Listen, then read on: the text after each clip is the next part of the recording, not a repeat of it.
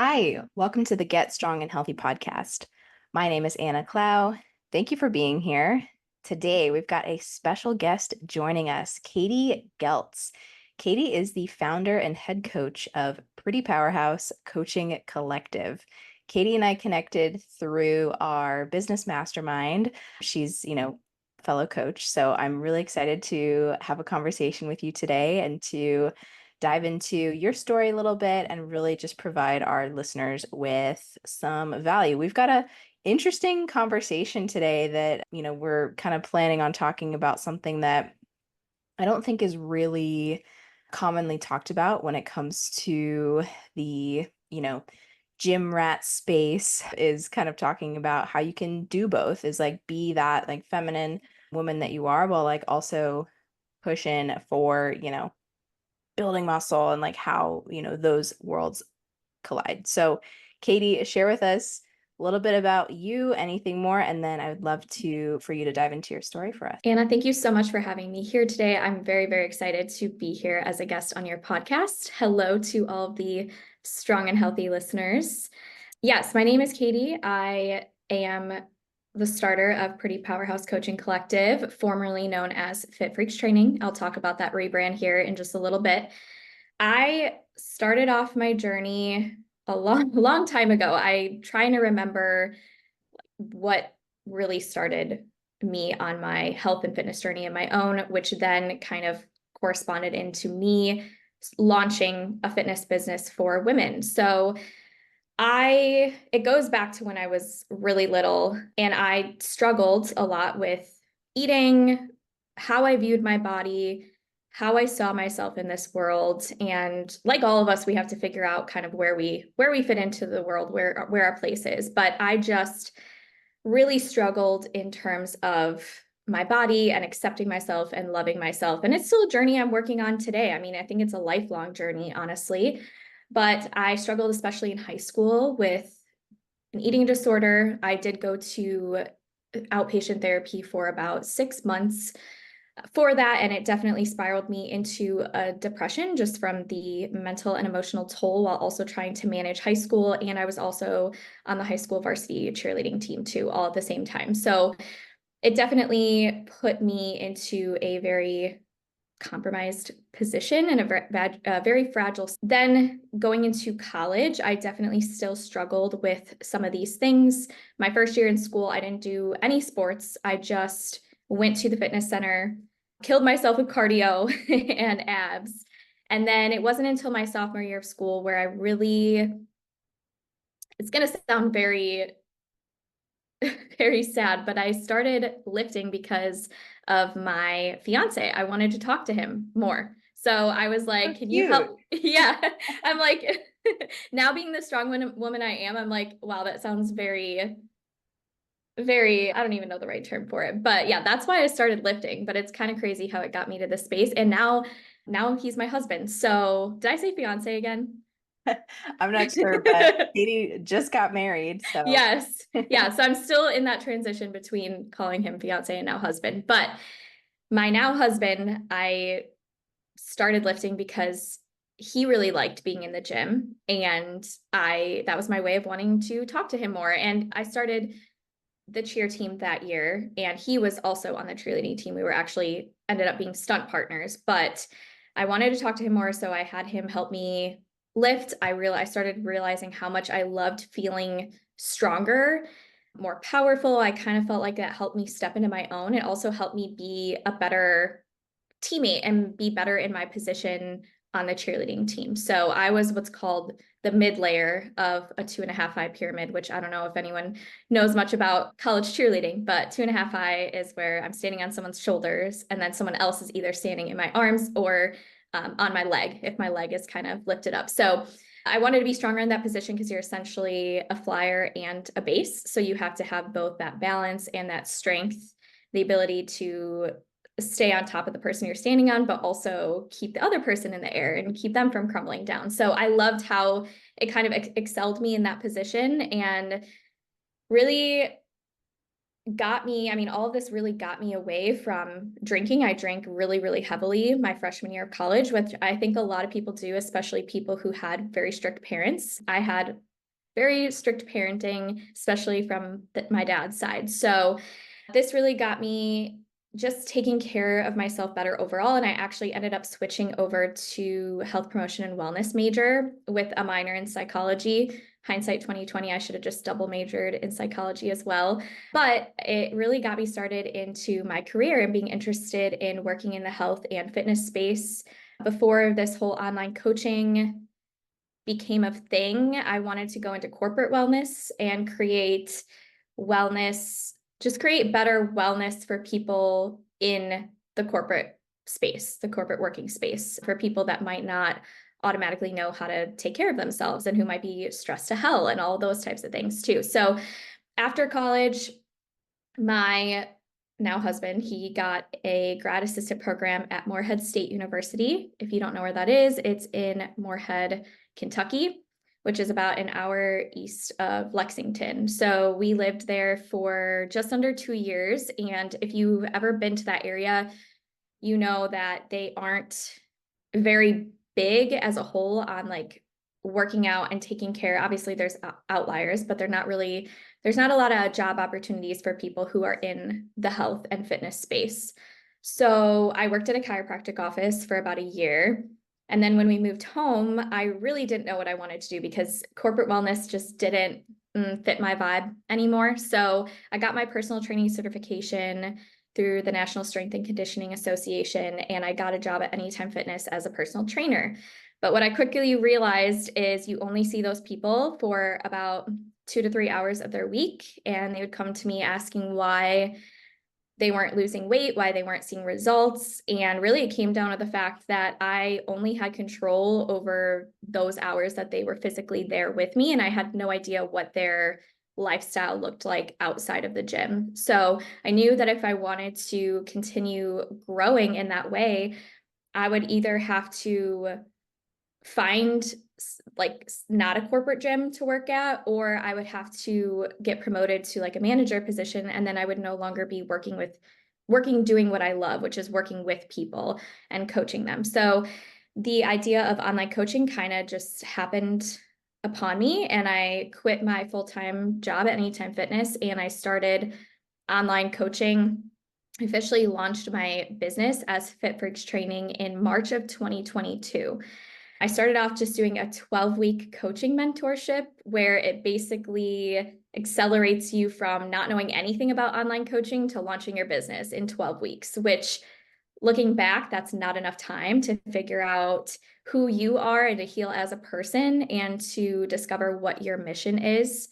So I launched as that, but over the last 2 years, I've really grown. I mean, I've probably had my biggest period of growth in the last 2 years and probably in my whole life. So with that being said, I've decided to rebrand into Pretty Powerhouse Coaching Collective because I just no longer felt aligned with Fit Freaks Training. It served me really well. It got me to where I am today, and it got me in a lot of opportunities, such as the program that Anna and I are both a part of, the mastermind. And that has honestly been the biggest blessing in my life, has been that mastermind.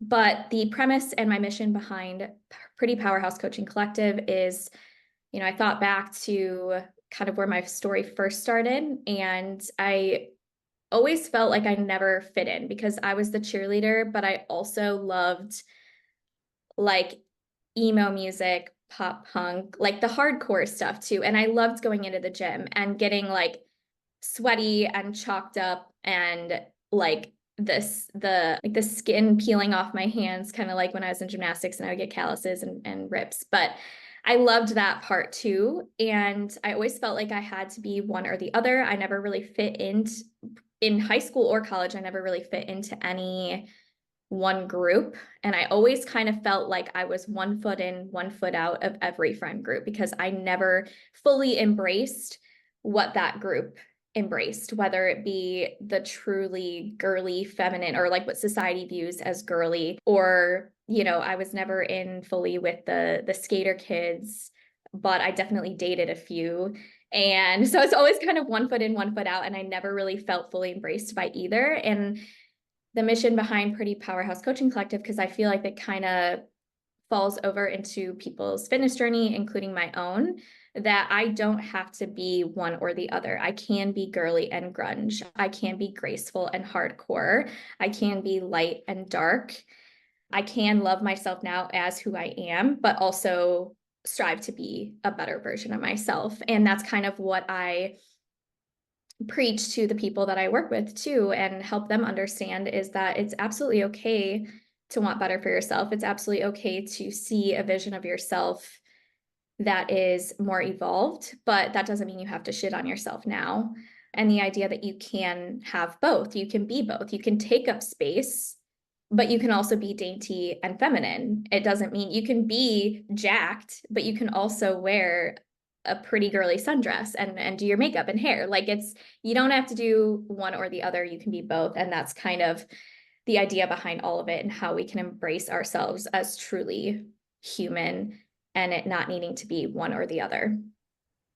I freaking love this. I'm so obsessed with the spin that you're taking on this branding. And this is how Katie and I like initially connected, really, is Bonded, yeah. yeah, she shared this with me and I'm like, oh my gosh, hold up. Like, you're my girl because I am definitely one of those who like loves both. Like I love business and I love, executing and I also love like just doing my makeup and like, those types of things. And one of my favorite habits like that I've probably been doing for the past 2 years or so is I will be doing my makeup.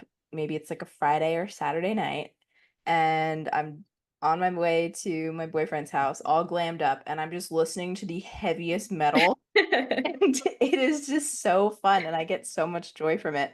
And I just like can't help but laugh at myself because I just think it's such a funny paradox, like when you can be so like fully both of these things. And I think it's really important for us to talk about this, especially for those like getting into the gym space. I think that, some people can see the gym rat types and be like, "Ooh, I don't want to get into this world. I don't want to, be like working all that hard and da da da." And so it feels like such a compelling or a contradictory thing to what a lot of us women want to be is like feminine and just like knowing that you can be both and it is so fun to be both. Yes. No, I totally agree. And I actually just saw a video on Reels yesterday that was basically the text on the screen said like, did the 90s and early 2000s media really ruin you or are you just being dramatic? And then it cut to clips of like Tyra Banks telling a model that she should just take the bun off of her cheeseburger the next time that she goes. Or I think someone was telling Nicole Richie that she looked heavier on camera or whatever it may be. And I think that especially our generation and probably the generation right before us as well really struggles with that. And now the new generation struggles in a different way with just how big social media has gotten because it can be good and also really bad. And just telling us that we always have to strive to be the smallest version of ourselves. And if we aren't, then we're supposed to feel more masculine or just not as feminine. And I think a lot of women don't realize that if they would get into the gym and lift heavy things and put them back down, they will get more of the body that they're striving for themselves. Not any particular ideal body, but just the fact that they won't get bulky like they were telling us we would be in the early 2000s. I mean, there's still some of that out there now, but I think there's better education on it these days. Yeah, I think this is a great thing for us to talk about because I'm seeing in the media it's kind of circling back around this notion of, oh, like I don't, lifting is going to make you bulky and, the I guess like the 90s heroin skinny whatever. Chic, yeah, I'm like, yep, ew, it's like yeah. Gangnam style. And it's just first off, it makes me so sad that anyone would use like trends as a means to like, think about how they want to feel in their body. And I think that a lot of it's conditioning our subconsciouses, because I notice myself, I'm like, oh, I have these like thoughts pop up when, all this media that you're consuming is like this one certain body type. And so I just want to touch on this a little bit more in terms of the like, lifting heavy space is just like Katie was saying, lifting heavy is not gonna, make you bulky necessarily. And we we need to differentiate when we look at someone who we think, oh yeah, like maybe someone would think I look bulky. Whereas, I'm not super crazy low body fat. So oftentimes, when someone you think might look bulky is like they're also carrying some more body fat as well. And so like if you want to be fit, you want to be a little bit leaner, like just know that that like bulk look is typically, coming from body fat. And so like not demonizing lifting for, what excess body fat is doing, I think is a really important distinction to make for people because, oh my gosh, what makes me so sad is when people avoid the gym and avoid getting into weights because they're afraid of, they don't want something to get bigger. And I'll share a personal story is years ago, right when I was getting into my fitness journey, I wanted my arms to be smaller. And so my solution was, oh, I'm just going to stop lifting upper body. And what I did, and I did it, and a couple months go by, and my arms looked worse. And I went into the gym and was like, I'm gonna try, upper body again. I need to, get back to building some muscle. I picked up some weights and I could not do what I did before at all. And it made me so sad. I was like going into the locker room, like borderline crying at how weak I felt. It was the worst feeling ever. And since that day, I said, never again. Never Mhm. again am I going to be neglecting my upper body. I know how freaking good it feels to be strong. And I take that, all the time over, whatever. And also, I like the look of, a built upper body more. And so, some of us, we have the goal of like where I've been out here trying to get bulky for many years, a lot of us in the gym rat like Yes. industry, it's like we're trying to get bulky and like we still, we don't have like the testosterone to be able to do that. So like, the people who are scared of getting bulky, it's like just know that there's a lot of people who are trying to get there and it's still, it's a tough thing. Building muscle isn't, super easy.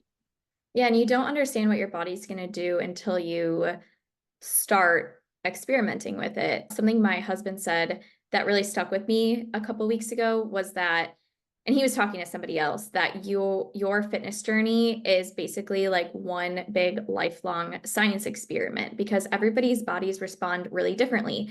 I'm particularly a person who builds muscle pretty easily, but when it comes to the cutting part and the losing body fat, it is a little bit tougher for my body and I have to do a little bit of different things, which is why, like, for instance, and a lot of people can't sustain their show, like if they're doing a show, they're almost like near peak week activities, like that's just not sustainable and there are protocols for that. But so mine were pretty harsh and my body just responds a lot differently.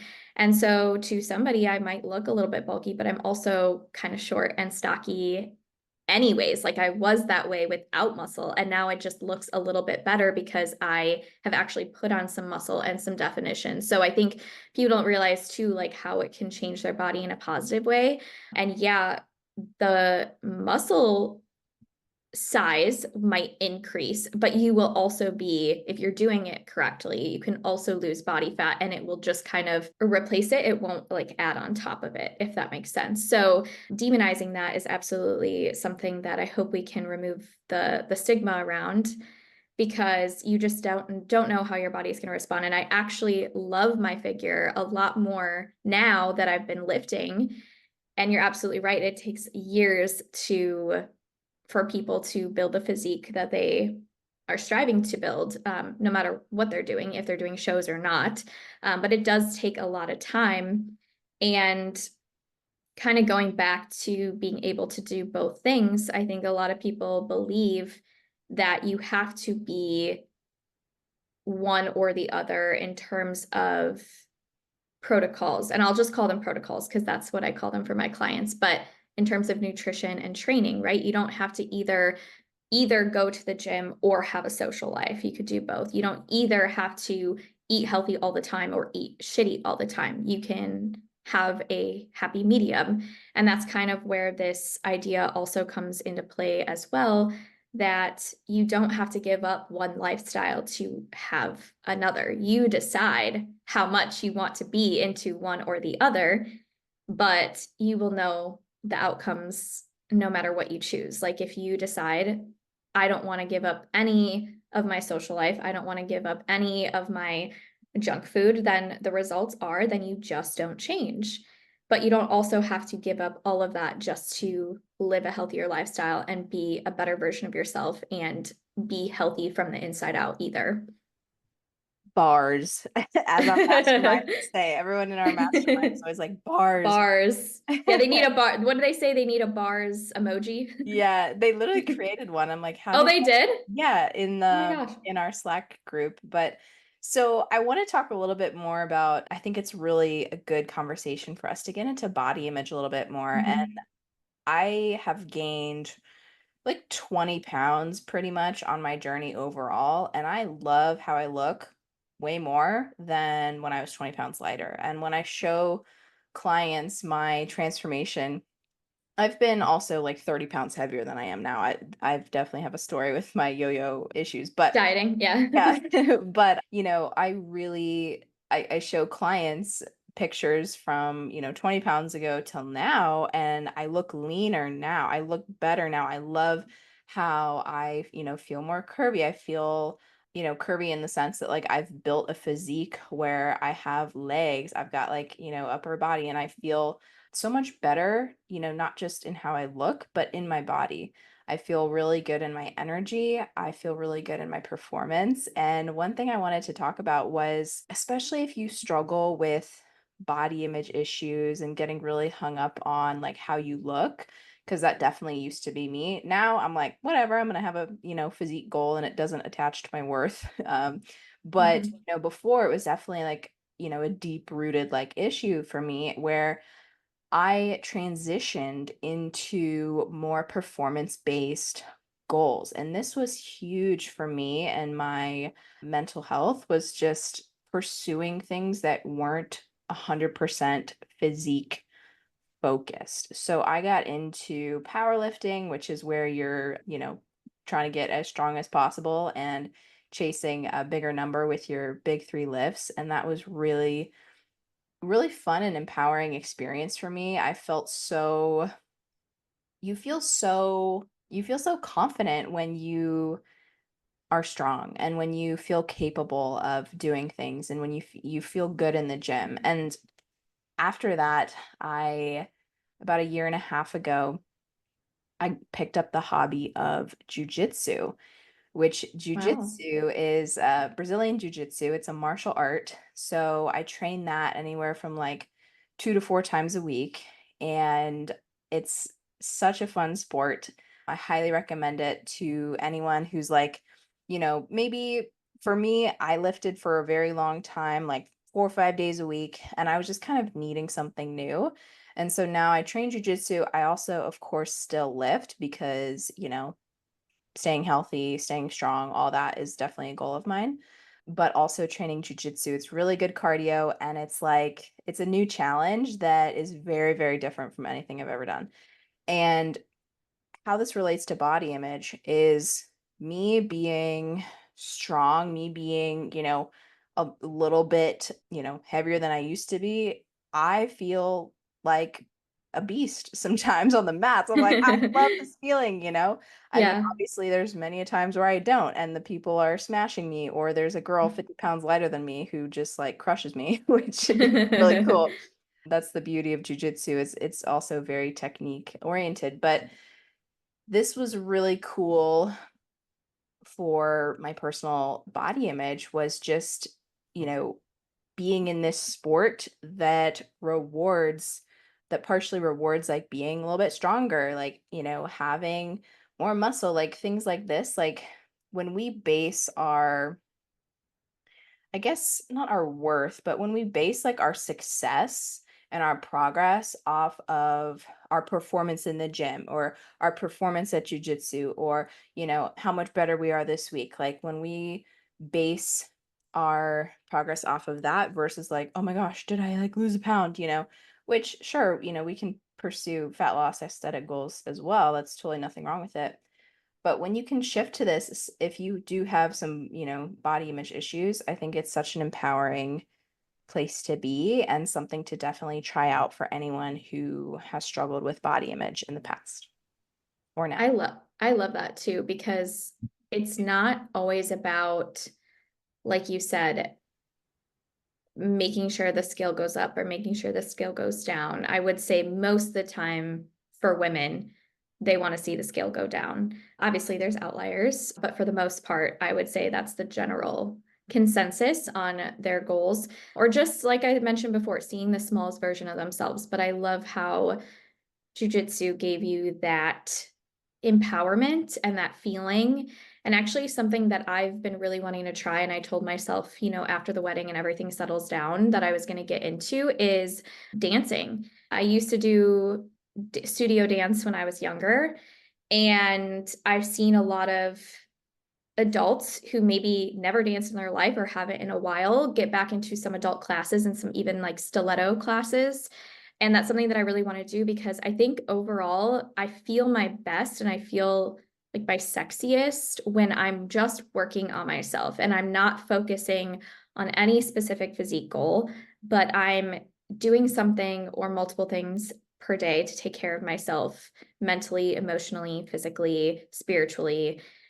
And I'm just making time for myself, because then I can show up as a better wife, daughter, sister, coworker, friend for other people.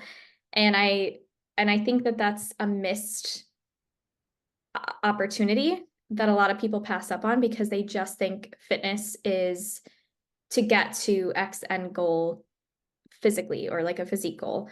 But there's really so many other benefits. And I think if you would just shift your focus sometimes, and like you said, it's absolutely okay to have a physique goal. It's okay to have a weight loss goal, a certain like building goal and a muscle building goal. But I think it's really good to shift your focus sometimes away from that and really just embrace all the other benefits, like feeling stronger, feeling more powerful, like you said, a beast on that mat, or feeling just sexier and like in your own. And I think a lot of people don't realize too that when you do build more muscle, you do have more of that hourglass shape, because you're building muscle on your upper body and your lower body. And a lot of the times your your torso is getting smaller. And not saying that that is like the perfect physique, but I think a lot of people don't realize that that just happens naturally when you take the focus away from that and you just do what feels good, and you get skilled in other areas too, like performance based, like you said, with the powerlifting and the jujitsu. I even love going to Zumba classes because it's just fun and it doesn't even feel like you're working out. And so just finding those things that if you're dabbling into the health and fitness space and you're like, okay, I still don't feel comfortable in the gym yet because I'm not comfortable taking up space there. Just start small. Start with movement that makes you feel more beautiful, sexy, powerful, masculine or feminine. Because I feel like lifting is definitely more of the masculine side of me, but then like dancing and that kind of stuff is definitely more of the feminine, but they're both equally great for my health and my mental health as well. Absolutely. And I have another thing on the like topic of bulky and like lifting heavy that I think is important to touch on is that when we're looking at social media, we don't look like this like perfectly posed, pumped, every line showing version of ourselves in person, like that's not what reality is. And so like if we're only looking at someone's Instagram, we're like, "Ooh, we don't want to look like that." It's like actually like they're in perfect lighting. They've got a pump going. Like women They're who posing. yeah, they're posing. Like women who lift don't look like that, just totally shredded, cut, whatever in person. Like just like you said, it like creates such a beautiful shape and yeah, so I think keeping that in mind as well, that plays a part. And also just unrealistic expectations that we have on ourselves. Like we're looking at these perfectly posed pictures all the time and or the media or whatever, and we're looking at people's highlights, and I think that a lot of people tend to compare ourselves. It's just kind of natural, and if you're doing that a little bit too much, it can definitely be very detrimental to your mental health.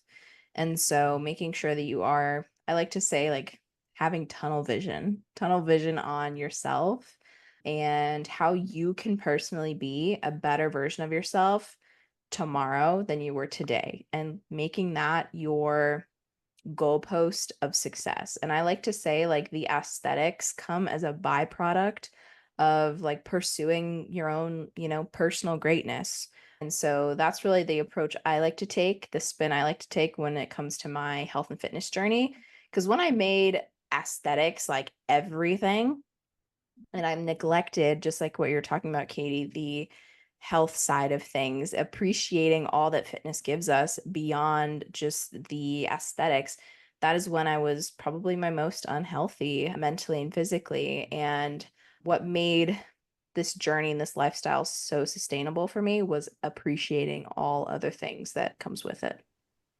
I love that. And people have to remember that the more, like, algorithm does have a play here in this, because the more you look at something, the more social media is going to show you more of those things and more of those people who are similar. So all of a sudden, if you keep looking at women who have physiques that are very similar to each other, more of that is going to start popping up. And then all of a sudden you think that that is what the norm is in the ideal physique. And like you said, these people do look incredible and they work very, very hard.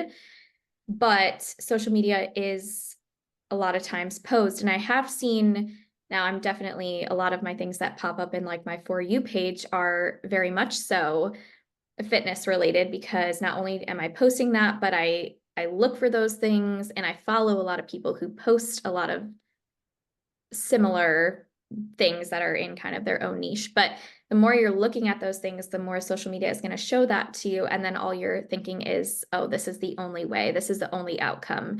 And I have to strive for this. Otherwise, I'm like not doing it right. And that's not true at all either. Like there's many ways to do it. So just kind of be careful for what you're consuming too. I do find myself trying to click on other things that are not fitness related, because I just have so many things pop up anyways, just from following so many other coaches and people in the fitness space. And it almost starts to mess with your mind that you think that, I don't know what I'm trying to say, but you just think that that is the only thing to focus on. And it kind of clouds our judgment and clouds our view on what health and fitness is. And I can also attest to kind of what you said. I was the most unhappy when I was the smallest version of myself. I was the smallest version of myself in high school.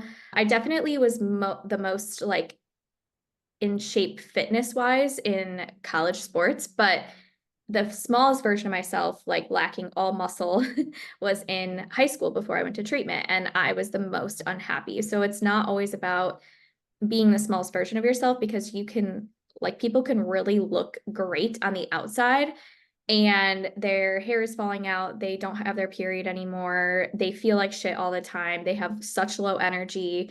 I mean, it even got to a point where I was close to my show where like my fine motor skills were kind of going, and people will literally live like that because they think it's better to have a certain look than to feel healthier and feel better. So just keep that in mind as well too, that it's not all about how people look, because someone could look really great on the internet and they'll smile, they'll create a highlight reel of their life, but really internally they're not doing well and they're not healthy and they feel like absolute crap. So Yeah, that's a really, really good point, and it's something I've talked to my clients about pretty extensively, is just that a lot of these people that you're watching, like whether it be a bodybuilder or whether it be like someone in the media, like you don't know how they feel in their body, how they feel inside, how they, are maybe extremely hypercritical and they eat, one meal a day and they're miserable and their health is going to shit and, et cetera, et cetera.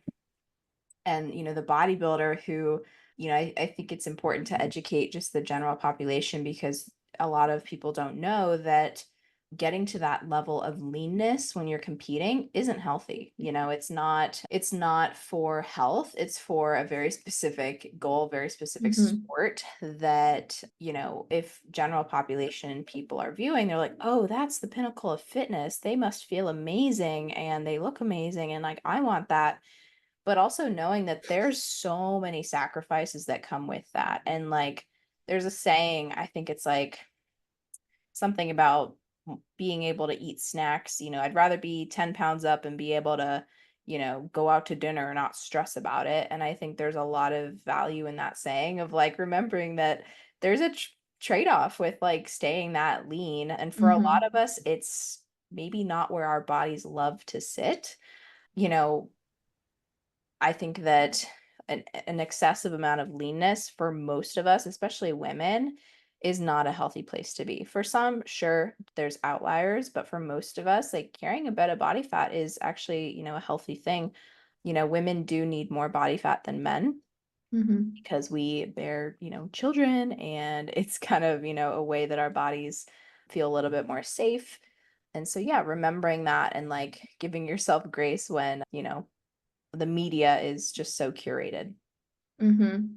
Yeah, you don't have to live the lifestyle of somebody who's doing bodybuilding shows. And like you said, that's definitely the peak of what you see on social media in terms of fitness, but you don't have to look like that person to live a healthy lifestyle. Like you don't have to decide I'm just not going to do anything because I don't want to be at that point because there's a lot of middle ground in between. Like that is the extreme and that is a sport, a lifestyle, a career honestly for a lot of people and they are the best of the best. Like they are the Olympics of that sport. And so that is not like you wouldn't tell yourself, oh, I'm not going to run because I'm not going to ever be able to run like what is it, a 4 or 5 something minute mile? Well, great, you don't have to, but don't let that be the reason you don't run because you don't think you're ever going to get to that point because that's literally the top dog. Like they are the top people in what they do.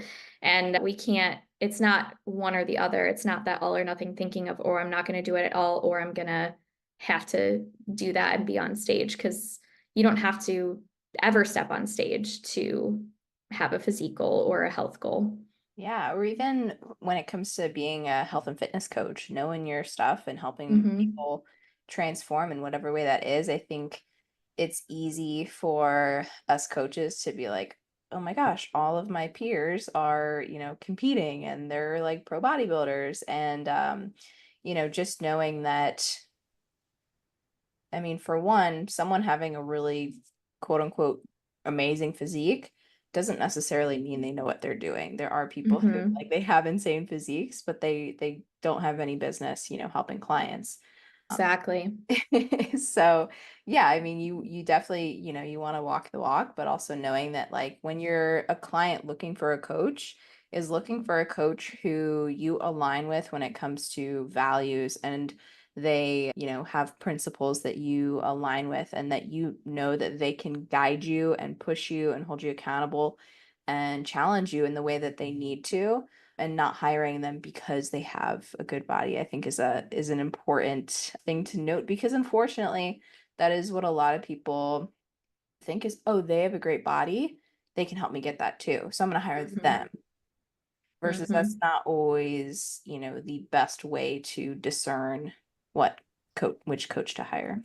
Because you're going to kill yourself to get that physique and you're never going to achieve it because that's their body and their physique. And I also agree that, yeah, like you're probably not going to hire someone who's really overweight to take you on your fitness journey, but also you don't have to hire Mr. Olympia to take you along your journey either. And so it's obviously definitely important for us to, we're practicing what we preach, but you don't have to, someone doesn't have to have the best physique you've ever seen. And even if you follow their exact protocols, you're probably not going to end up looking like them. Absolutely. Yeah. And it Mhm. all comes back to like being the best version of yourself, being better than you were yesterday, improving your personal physique, performance, whatever it is. And so I love this conversation. And I think that a really great way for us to sort of like wrap up our talk today Mhm. is talking a little bit about masculine and feminine energy. We've mentioned this a few times in our podcast so far. And so I want to kind of define this for our listeners. Is like what does this even mean? And how can you get some value from this? Because I definitely have a story, a journey with these concepts. And so masculine and feminine energy is something that all of us have within. It's not exclusive to if you're a man, you're masculine, if you're a female, you're feminine. It's something that we all have. And so your masculine side is going to be that side of you who is doing, who is executing, who is, strategically thinking and pushing things forward and making stuff happen and, doing the things. Your feminine side is the side of you who is being, who is able to play, have fun, guide, nurture, you know, relax and surrender really to whatever it is, God, the universe, the plan of your life, or, whatever it might be. And so learning how to integrate both of these sides within yourself I've found to be extremely key for when it comes to your overall wellness. This was a missing link for me for a while was I leaned very heavy into my masculine energy for a while, kind of like got into the business world and the personal development world and I was like I want to max out, this and just grind till I can't grind anymore. And, was working three jobs and just had super high pressure on myself, expectations, and was just always go, go, go. And I didn't know how to rest. I didn't have hobbies. I didn't like do fun things. And that was incredibly detrimental for my overall well-being. And learning how to be able to be in my feminine energy has been so amazing for my overall health and for my sustainability within what I'm doing. I'm able to run a business, I'm able to pursue my health and fitness goals, and also, like, not burn out because I am able to integrate that like feminine side of myself. And so, when it comes to your journey, is not, always I guess for me, living in my head was a big issue, is I was always like in my head and in relationships, I used to like always be the one directing things and leading this and doing this. And I'm so grateful for, my current relationship has really taught me what, it means to be able to like sit into my feminine energy and like let him, take the lead and like not have me always like, stressed out worrying. And so when it comes to your like business, this is a big one that I've learned the lessons in business as well. Um, I think about like feminine energy in business as like the part of you that's allowing opportunities to come up and being sort of like the visionary side of yourself versus like the masculine is like, all right, we're going to take all that and we're going to like create a step by step like systems action plan and like do the things. And if you lean too far one way, I think that you miss out on some gold in, potentially growth in, pushing your business forward. And so learning that in business has been really cool. So Katie, I'm curious if you've like had experience with this like masculine feminine energy dynamic in your personal life. Yeah, I love that because I was trying to think about my own journey in this as you were talking because I've never really thought about it for before until now. But I think I'm kind of a little bit opposite of what you were. So I think that's really cool. I think anytime it came to school, sports, working for somebody else, I was a lot more in my masculine side, my masculine energy. I had great work ethic, got shit done, so to speak. And once I fully stepped into my business, I think I fell a lot more into the feminine energy, where you would quote unquote be manifesting what your vision was for yourself and for your business. Well, for my business. And there was a lot less execution going on because I did get in my head a lot. I did overthink things and work a lot more on like the planning, the making lists, the scheduling things out versus the actual doing. And so now, what my journey has been ever since stepping into the mastermind has been to really try to lean in more towards the masculine and the just execution part of it, because you really don't have anything if you don't have the execution. You can do all the planning and manifesting that you want, but if you're not executing it, you're really not going to get anywhere either. So I'm still learning how to balance that. But I think what really comes into play is my overthinking. And if you are an overthinker out there, something that our mentor told me, we were on a call and I said something that I was struggling with, and he goes, well, just do it. Like, just don't think about it. And I'm like, well, it's easier said than done. And he goes, well, it is true. It's easier said than done, but it's easier done than thought about, which that has literally stuck with me every single day. Like if I could take one quote away from Nick, it would be that quote for myself personally, because that has stuck with me ever since he said it, which was a month or two ago now.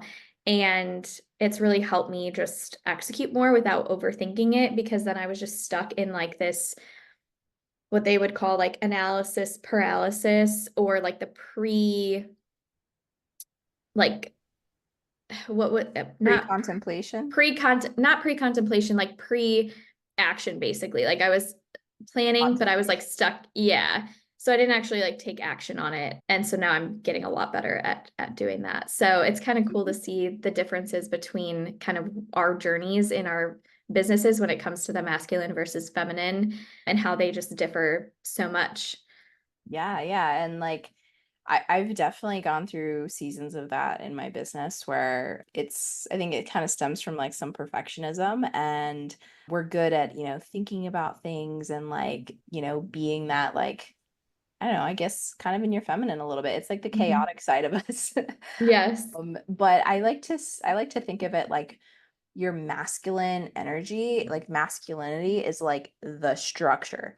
And for a lot of us, especially small business owners, we don't have anyone that, we have to report to or would know what we're doing. So it's a little bit tougher. We got to really, really manage ourselves well. And that takes a specific sort of internal drive, right? Because Hmm. we don't have this external accountability. And so, like in your days, like making sure that you are, showing up in that way, in that, masculine way of like doing the things within the structure for your day.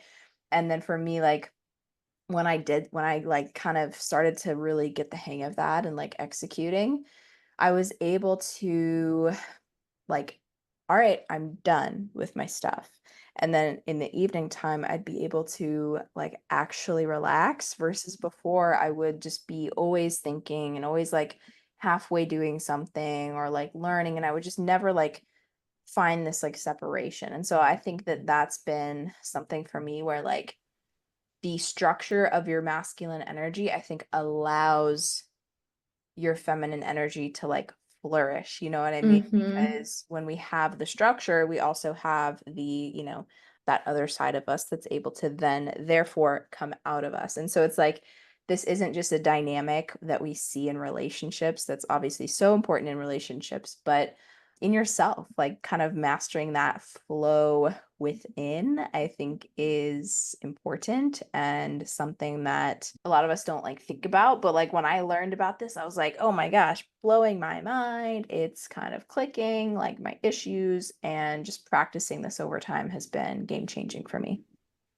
I love that, because I feel like I'm not behind, I should say, like compared to you, but I definitely think I'm starting to experience that and see what my world is like when I just execute without thinking. And like you said, you have that time for your separation for yourself to do the things that you want to do to take care of yourself instead of, constantly taking care of others. Because when you don't have that structure to execute, and this can go into fitness journeys as well, not just business, but like if you don't have a structure in place, like you're basically just like keeping yourself in this jail of constantly worrying that you're not doing enough, constantly thinking about what the next best step is to take instead of just doing it and then just making adjustments along the way. And something that can go for both business and fitness is that, yeah, you might be your own problem, but you're also your own solution. And that's a journey that I'm starting to figure out as well, is that like, yeah, I've been my own problem when it comes to execution, but I do have the solution in me, and I'm the only one that can truly be my own solution. Yeah, I can have guidance and other people to help me and collaborate with people, but I'm really the only person that can change that and move forward. Absolutely. And I saw this video yesterday. It was so funny, but it really resonated with me. And this is a little bit more for like any of our business owners out there. Is this video said it was telling a story about a man who went to I'm guessing like a mastermind group event type thing where there was a bunch of millionaires there. And he left there thinking, these guys are dumb. And and the difference from those people who, are, successful in that way is they have literally taken action. They've like executed and they've done stuff. And I saw this in someone that I used to work for years ago, as I'm like, this guy isn't any like crazy genius. He's just doing stuff and he's like Mhm. just making it up as he goes. And that just showed me like, dang, like that really is the key when it comes to being a business owner is like executing, doing stuff imperfectly. And I think it's so against what we're taught because growing up in school, everything's about, all right, we got to be like perfect and get this like A plus and like perform and everything be like this sort of perfect manner. Mhm. But when it comes to building a business, it's like it's messy. And I was reading a book about building a business, and it was saying how you need to just experiment, experiment, experiment, and like try more things. And then all of a sudden, like one day like something works and it sticks, and I think it's been definitely game changing for me. And it's also really great when it comes to your fitness because I don't know if anyone relates to this, but I definitely hardcore like just got stuck in the learning and planning of how I was gonna embark on this journey versus like actually just starting to do the things that would have moved me forward. And I think there's a lot of us who like tend to start to, get into that mode. And this video that I'm referencing, I think his hook was to, it was like, he was like, lower your IQ to, to take more action. And I just thought it was so funny because there's truth in that. Like Yeah. we can be so like, intellectualize like everything and like really be in our heads. And sometimes literally just, letting yourself be like, I hate to say like dumber with it, but like just, doing the thing. And then oftentimes you learn and that's how you really get better. And it's been a big lesson for me. It's a hard one as, business owners, but I love that it Mhm. sounds like you're kind of on that growth journey. I am. Yeah, and it really is about getting out of your head because if you're trying to do too much at one time as well, I think this is where some overthinking can come into play too. It's like you're trying to drink more water, eat less junk food, eat more fruits and vegetables, watch your protein, get to the gym. It's like just start with one thing and you can build from there. And when you become really good with one thing, other things kind of just fall into place. Like if you're eating less junk food, you're naturally just going to start eating better. If you go and you get out there and move, you're naturally going to be able to slowly increase the amount of movement and the amount of intensity that you're able to do. So it's not about doing all the things at once either. It's just about starting somewhere, and everybody starts in a different place. I mean, every time I get a client coming in, they're always starting from a different spot than the one before. So it's not about, being ahead or behind. And I think that that's kind of a perfect thing too for what we just talked about, is that I'm not behind compared to you because it's my own journey. I am where I am currently in my journey, and you are where you are. And we can't compare, like, I think everybody's kind of heard the saying that you can't compare your day one to someone's day 100. And that's so true too. And that can correlate with business and fitness as well. And I just urge all of you to just start somewhere and really become receptive to what your body is telling you and gain that self-awareness. I mean, it really is all about being self-aware and then just making adjustments along the way. Absolutely. And I love that you mentioned the like starting something, like focusing on one new habit, and that oftentimes leads you to doing these other things. And I think of it like picking a domino habit. For some Mhm. people, that's a morning walk that really like starts their day on this great foot, and then it inspires them to eat better and, XYZ. For some people, it's when they start exercising, they start doing these other things naturally. And so I think that's such a gem for anyone who's maybe like they're restarting their journey or they're starting their journey for the first time and they're like, oh, I don't know where to start. I'm overwhelmed. Is like pick one thing. And which habit do you think is gonna create a domino effect for you? I think it's Mhm. different for all of us, but I think that's such an amazing, amazing concept for our listeners. And so, Katy, is there anything else you want to leave our listeners with today? This was such an amazing conversation. It's been so wonderful to have you on, and I'm so I excited to get loved this out it. to our people. But so, what do you have to leave for our listeners, and then where can they find you? To leave them with, wow, I feel like there's so many good takeaways from this episode and from our conversation. But I think my biggest message that I want to leave you with today is that you don't have to trade one part of your life for the other. And I'm going to leave the people with that because I think that that goes along with my mission that I'm trying to create in my business and my company.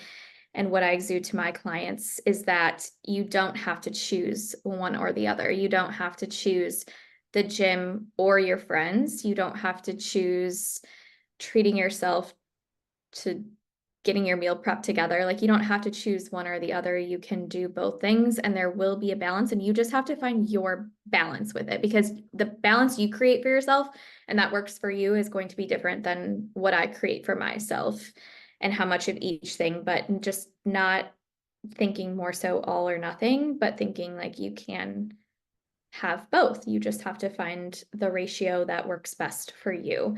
And then where you can find me is I am on Instagram at pretty powerhouse underscore CC. And that's Pretty Powerhouse Coaching Collective. My personal account is Katy Goeltz, KatyGoeltz. And I'm also have my business account linked. If it's easier for you to find my personal account, my business account is linked. So you can find me there. And hopefully, maybe you can find me again on another podcast episode in the future. Yes, I love it so much. This was an amazing conversation, Katy. Thank you again for Was. coming on. Thank you so much for having me. Yeah, and everyone, I will see you in the next episode.